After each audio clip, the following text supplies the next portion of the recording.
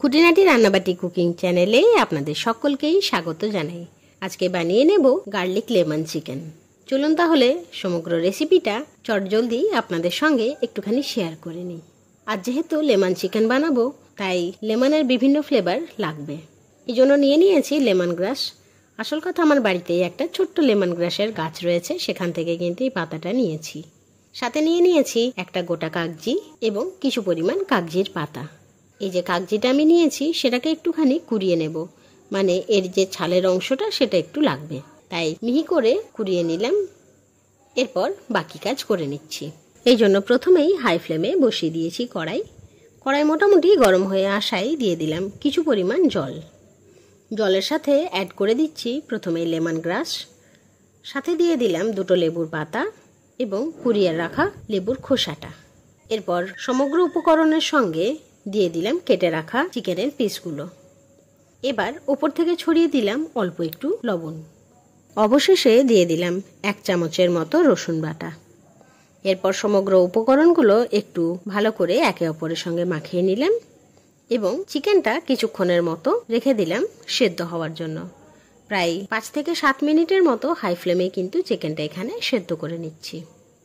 প্রায় 7 মিনিট হয়ে গেছে। এরপর একটু নাড়াঘাটা করে চিকেনগুলো তুলে রেখে দিলাম। চিকেনের সাথে যে সমস্ত লেমন গ্রাস এবং পাতাগুলো এসছে সেগুলো কিন্তু আলাদা করে বেছে ফেলে দিলাম। এগুলোর কিন্তু আর কোনো কাজ নেই। তবে এখানে চিকেন স্টু যেটা বেরিয়েছে সেটা কিন্তু রেখে দেব। এটা কিন্তু পরে আবার রান্নায় কাজে লাগবে। এরপর সেদ্ধ করে রাখা চিকেনগুলো একটুখানি ভেজে নেব, সেই জন্য ওপর থেকে একটা কোট করে নিচ্ছি।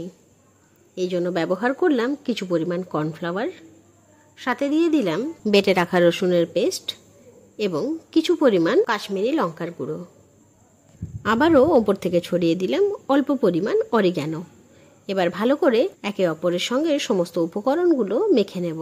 এখানে হাতের সাহায্যে মেখে নিচ্ছি। দেখুন কি সুন্দরভাবে মাখা কিন্তু কমপ্লিট হয়ে গেছে। এরপর চিকেনগুলো একটু ফ্রাই করে নেব।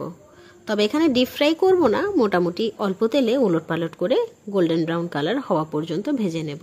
সেই জন্য বসিয়ে দিলাম ফ্রাইং প্যান মোটামুটি গরম হয়ে এসেছে। ওপর থেকে দিয়ে দিলাম কিছু পরিমাণ বাটার। আপনি চাইলে এখানে সাদা তেল অথবা সর্ষের তেলও ব্যবহার করতে পারেন। এরপর দিয়ে দিলাম সমস্ত চিকেনগুলো।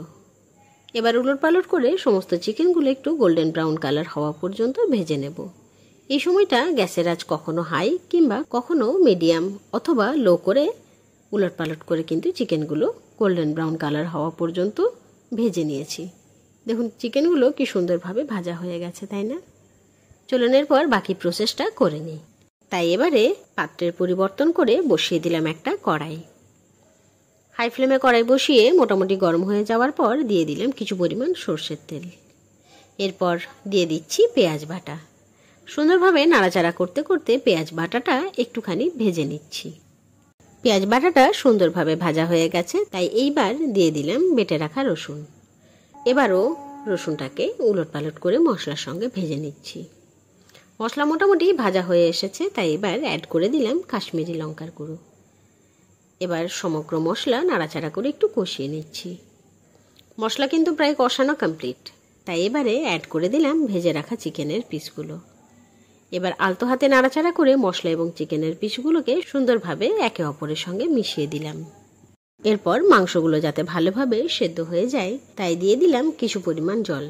হাই ফ্লেমে রেখে কিছুক্ষণ সেদ্ধ করে নেব, যাতে জলের পরিমাণটা একটু কমে আসে এবং চিকেনগুলো ভালোভাবে ভেতর পর্যন্ত সেদ্ধ হয়ে যায়। দেখুন কি সুন্দরভাবে মশলার মধ্যে থেকে জল প্রায় শুকিয়ে এসেছে। এই মুহূর্তে দিয়ে দিলাম 1 চামচের মতো গুলে রাখা কর্নফ্লাওয়ার। এই কর্নফ্লাওয়ারটা দিলে মশলার মধ্যে একটা থিকনেস ব্যাপার আসে এবং লেমন গার্লিক চিকেনে একটু থিকনেস ব্যাপারটা না হলে খুব একটা ভালো লাগে না। আজকের এই চিকেনের রেসিপিটা বেশ লাল লাল ঝালঝাল হয়েছে, তো অন্যদিন অতি অবশ্যই আপনাদের সঙ্গে হোয়াইট গার্লিক চিকেন রেসিপিটা শেয়ার করে নেব।